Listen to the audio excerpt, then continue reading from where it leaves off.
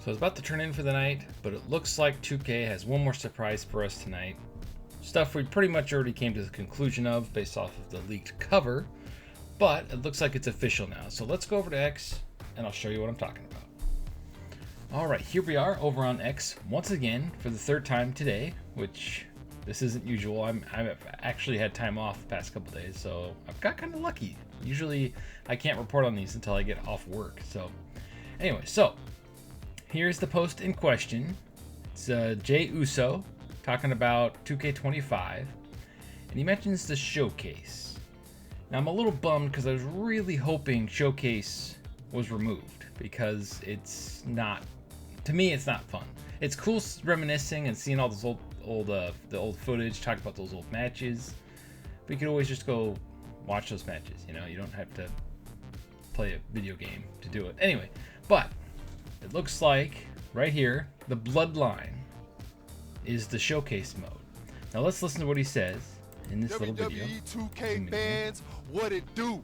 Just got something insane from WWE games. Hey, you already know, Woos. You already know. We coming live and direct. We coming live and direct, dudes. WWE 2K showcase. And then it skips. Same thing. The tease, the showcase.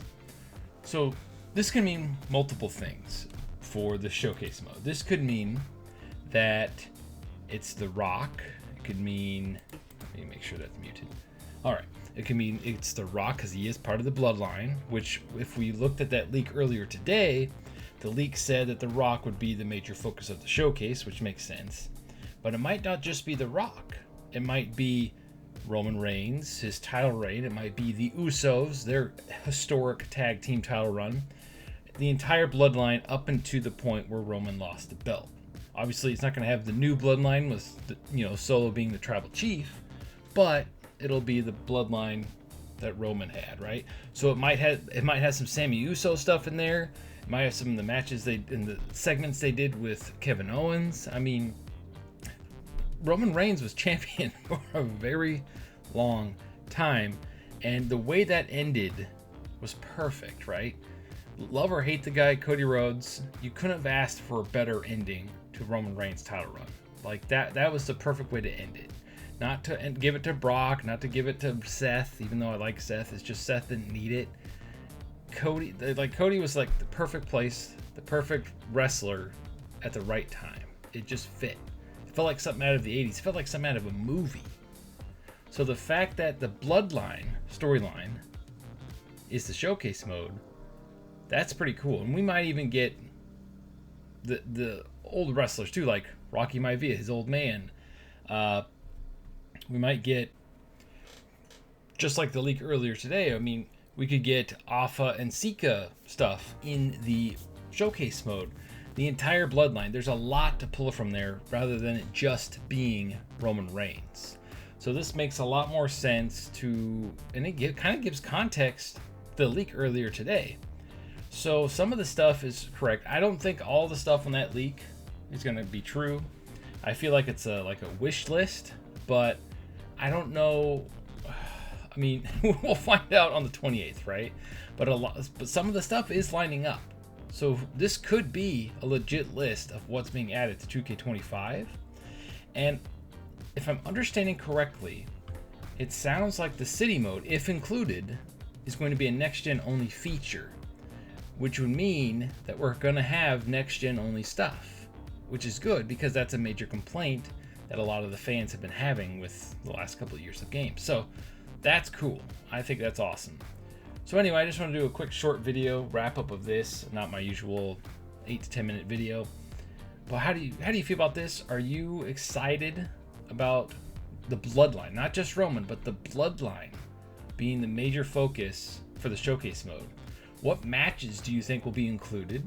Obviously, if The Rock's in there, they can pull from his entire career.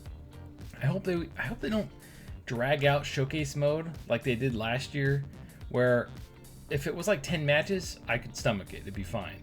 But there's like 20 something matches in there, 20 plus, and I made it about halfway through, and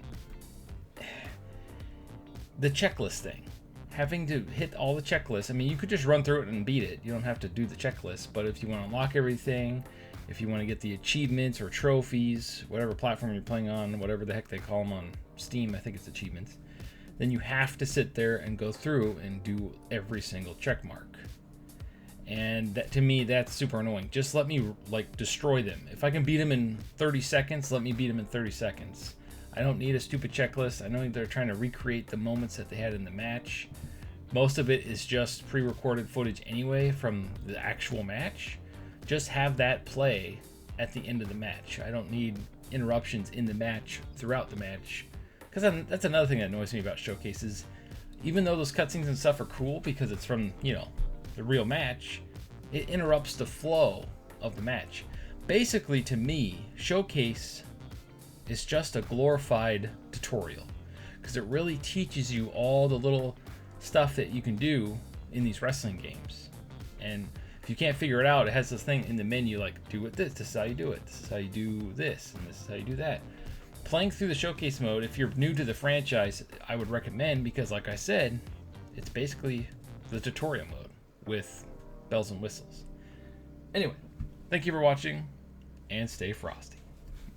At the end of the day, The Rock is truly the Great One.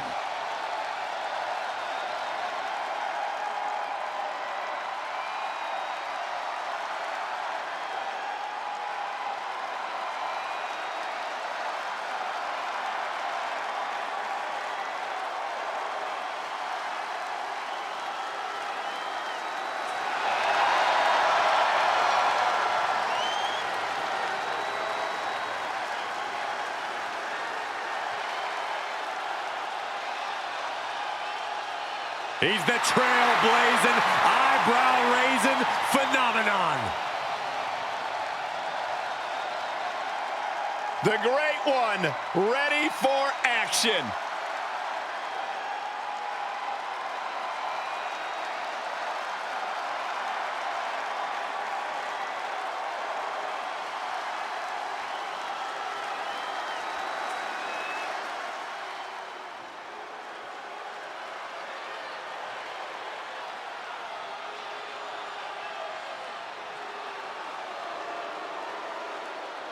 The Scottish Warrior has arrived. A multi-time world champion and a Royal Rumble winner.